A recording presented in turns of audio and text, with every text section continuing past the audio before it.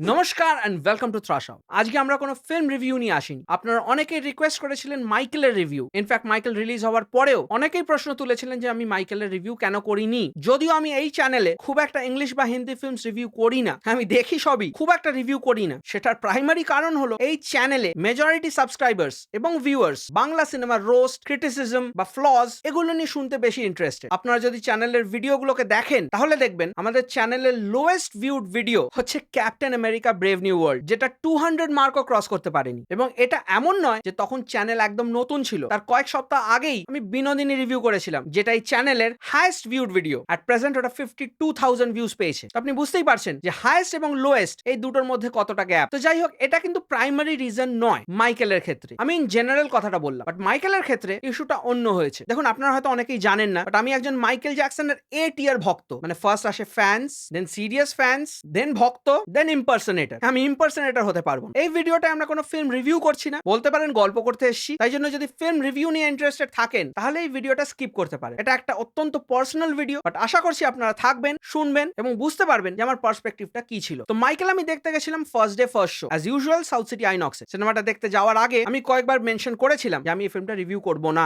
Because আমি Michael জ্যাকসনের একদম এ টিয়ার ভক্ত। আমার পার্সপেক্টিভ সবসময় বায়াস হবে, সেটা পজিটিভ বায়াস হতে পারে, নেগেটিভ বায়াস হতে পারে। দুটোর ক্ষেত্রেই আমি একজন নন মাইকেল ফ্যানকে বোঝাতে পারবো না যে আমার কেন ভালো লেগেছে বা কেন খারাপ লেগেছে। মাইকেল জ্যাকসনের যে কটা রিলিজ বই আছে প্রত্যেকটা আমার পড়া। মাইকেল জ্যাকসন যে যে ফিল্মে ক্যামিও করেছে বা ফুল অন কাজ করেছে সেগুলো আমার প্রত্যেকটা দেখা। ইনফ্যাক্ট আমার কাছে ডিভিডি কালেকশন আছে। ওনার প্রত্যেকটা অ্যালবাম আমার কণ্ঠস্থ মুখস্থ, starting from the lyrics to the basic trivia behind every song. আমরা যারা এ টিয়ারের মাইকেল জ্যাকসন ভক্ত, আমরা মাইকেল জ্যাকসনকে লিটারালি খেয়েছি। Each and every aspect of his life, যে কোনো ইন্টারভিউ হোক, কোনো ডকুমেন্টারি হোক, we know about each and everything. তো সেখানে মাইকেলের ব্যাপারে একটা ফিল্ম বানানো এবং সেই ফিল্মটাকে দেখা, বুঝতেই পারছেন আমাদের জন্য কি রকম এক্সপিরিয়েন্স। মাইকেল জ্যাকসন যখন মারা যান তখন আমি ক্লাসরুমে স্কুলে বসে, আমাদের ম্যাথস ক্লাস চলছিল এবং আমাদের টিচার এসে বলেন মাইকেল জ্যাকসন মারা গেছে। এবং দেন যখন ডিক্লেয়ার করা হলো যে দিস ইজ ইট রিলিজ হচ্ছে, আমি এবং আমার দুই বন্ধু, তখন ফেম ছিল, আইনক্স ছিল না, we went and watch this is it. তখন সাউথ সিটিতে একটা মর্নিং শো হতো, সবচেয়ে কম টিকিটের দাম ওটারই হতো। উই ওয়াচ দ্যাট, মাইকেল জ্যাকসনকে মুন ওয়াক করতে দেখবো বলে। And we were disappointed because properly moon walk উনি করতে পারেননি। বিকজ আফটার অল ওটা একটা রিহার্সাল ভিডিও ছিল। এমটিভি তে থ্রিলার দেখা, they don't really care about us দেখা, VH1 এ Blood on the Dance Floor দেখা। যারা আমাকে চেনে তারা জানে আমার জীবনে মাইকেল জ্যাকসনের কি অবদান। বিং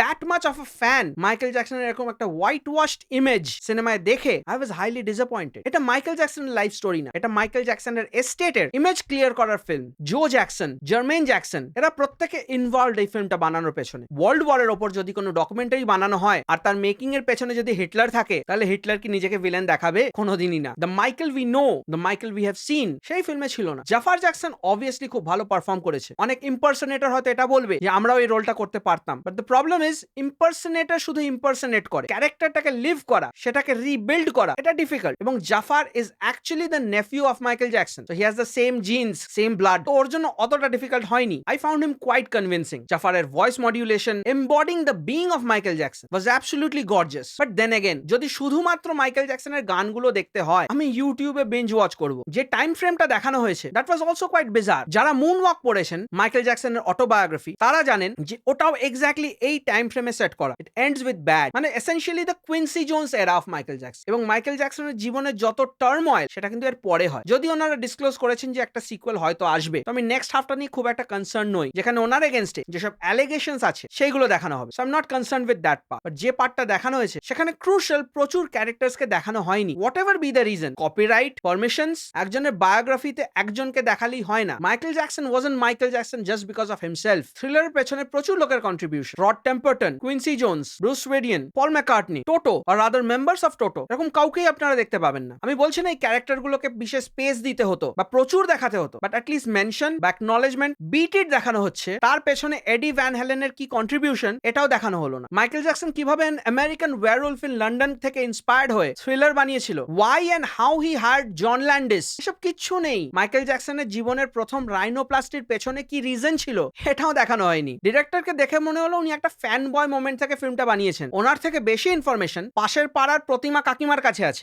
যদি একটা ফোন করে জিজ্ঞেস করতেন ভালো হতো। How can you make a film on the greatest musical genius of all time and be this much naive? দেখুন, আমি আগেই বলেছি এটা কিন্তু ফিল্মের রিভিউ নয়, তো ফিল্মের কি ভালো ছিল কি খারাপ ছিল এই নিয়ে আমি ডিসকাস করবো না। কেউ যদি মাইকেল জ্যাকসন ফ্যান না হয় তার এই ফিল্মটা অবশ্যই ভালো লাগতে পারে, বিকজ সেই ইনফরমেশন গুলো জানেই না। যেরকম ওয়ার্ল্ড ওয়ারের ওপর যদি কোনো ফিল্ম হয়, এই ধরুন পার্ল হারবার, একজন ক্যাজুয়াল ভিউয়ার হয়ে আপনার সেই ফিল্মটা ভালো লাগতেই পারে, বাট ইমাজিন করুন এমন একজন হিস্টোরিয়ান যে ওয়ার্ল্ড ওয়ারের ওপর স্টাডি করেছে, সে কিন্তু বেরিয়ে থুতু ফেলবে। বা এমন একজন যে ওয়ার্ল্ড ওয়ারের ভেটারান, তার নিশ্চয়ই ভালো লাগবে না। তো আমার জন্য এই ফিল্মটা কোনোভাবেই ডকুমেন্টারি ছিল না। এবার যদি বলেন ফিল্ম হিসেবে কেমন ছিল, সেটা এই ভিডিওতে আমি আর ডিসকাস করতে চাই না, কারণ এই ভিডিওটা এমনিতেই যথেষ্ট পার্সোনাল। এর থেকে বেশি পার্সোনাল হলে আপনারাই বোর্ড হবেন। তো আশা করছি আপনারা বুঝতেই পেরেছেন যে মাইকেলের রিভিউ আমি কেন করিনি। আর আপনাদের যদি এই ভিডিওটা ভালো লেগে থাকে, তাহলে একটা লাইক, শেয়ার আর সাবস্ক্রাইব করে দেবেন। আপনাদের কোনো মতামত, সাজেশন বা ওপিনিয়ন থাকলে কমেন্ট সেকশনে নিশ্চয়ই জানাবেন। You can follow me on Instagram, Twitter and Facebook. আপনারা দেখছেন থ্রাশ আওয়ার। আমি আপনাদের হোস্ট টম থ্রাশ, এবং দেখা হচ্ছে পরের ভিডিও।